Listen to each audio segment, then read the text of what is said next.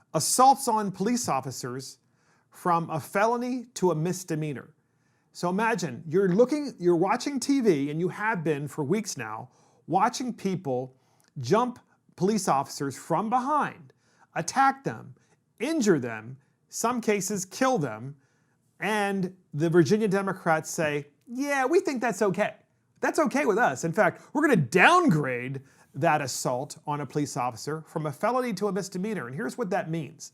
It means that currently in Virginia, assaulting an officer is a Class 6 felony with a maximum penalty of 6 months, with a minimum penalty of 6 months in jail and a maximum of 5 years. So if you attack a police officer, you're going down for at least 6 months and maybe as many as 5 years, and that's up to the judge. Right. Conversely, misdemeanors, this is just a fine, carries a 1-year maximum and no minimum.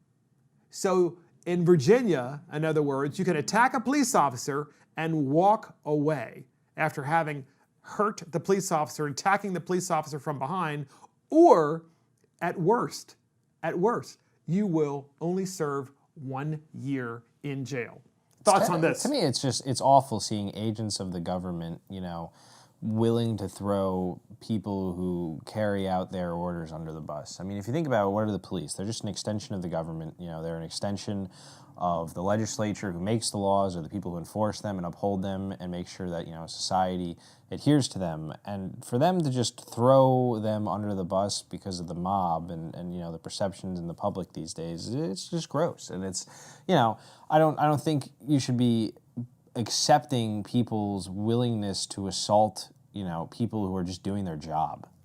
You shouldn't be able to accept the assaulting of anyone. Any human being. But to me, I think... But certainly not people in law enforcement. Being in law enforcement, to me, when you have people who assault other people for emotional reasons, it is, we deal with those things. But when you're talking about people who are administering justice, being the steward of the law, ensuring that there's peace and calm in neighborhoods and just in everyday life. These people, I think, should carry a certain level of respect toward people. Should carry a certain level of respect towards them, but also they should have a certain level of protection where they're in a position that is naturally people see as aggressively in the wrong direction.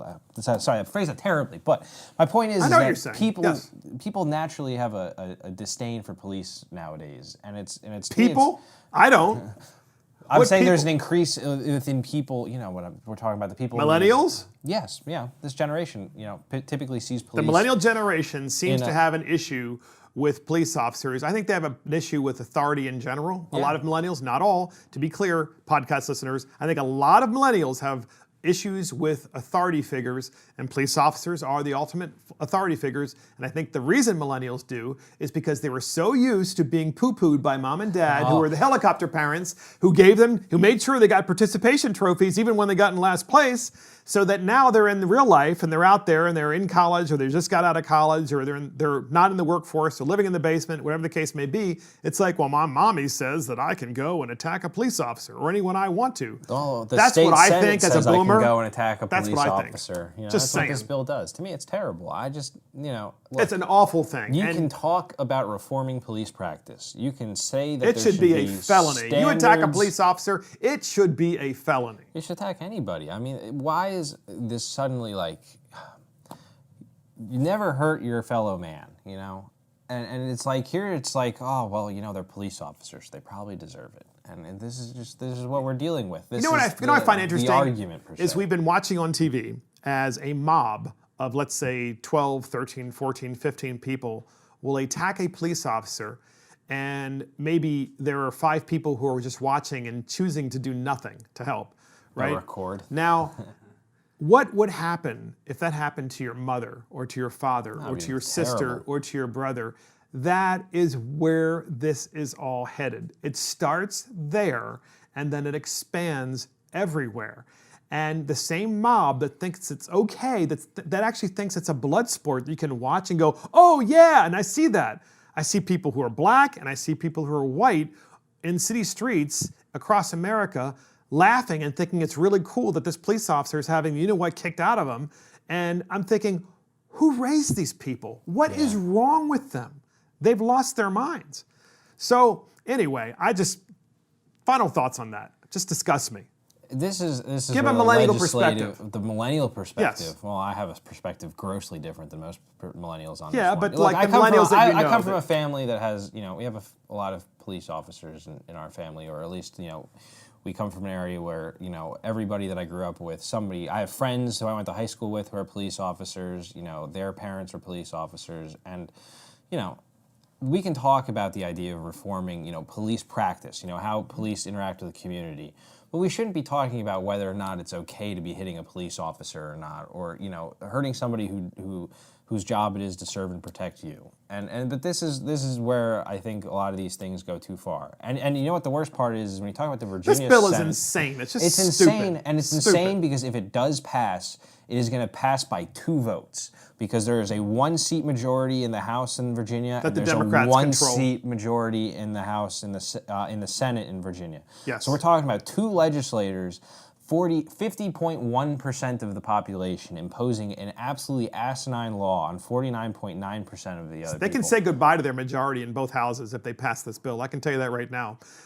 It's just my final thoughts on this. It's absurd, and that's my final thought. I think this is the problem with some of these, hypercharged partisan bills that are supposed to, acquiesce to the mob. to the social, Talking to the mob, man. social mob. And it sounds so tacky. We're always like the mob.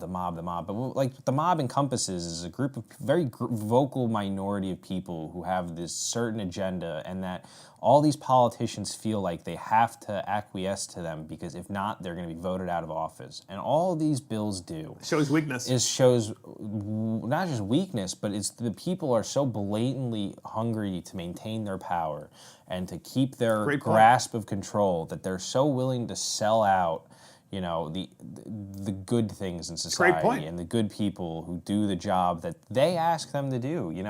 The police officers don't enforce laws that the legislature didn't write.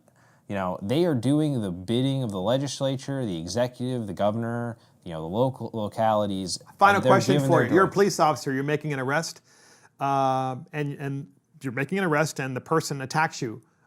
What? So now, from now on, every time you make an arrest in Virginia, the person can attack you and not have to worry about what happens to you? Just worry about another fine. I mean, talk about the lack of law and order. So that's it. Dumbest bill in America, legalizing attacks on police. Way to go, you stupid Virginia Democrats. You can't get any dumber than that. And that's it for Mark and the Millennials. Thank you for joining Mark and the Millennials. This is Mark Fisher. Thank you to our millennial Garrick Ross. And of course, our producer Adam Couture and our assistant producer Christopher Hopkins. Check us out on iTunes, Spotify, YouTube, Facebook, Twitter, and our website. See you next time.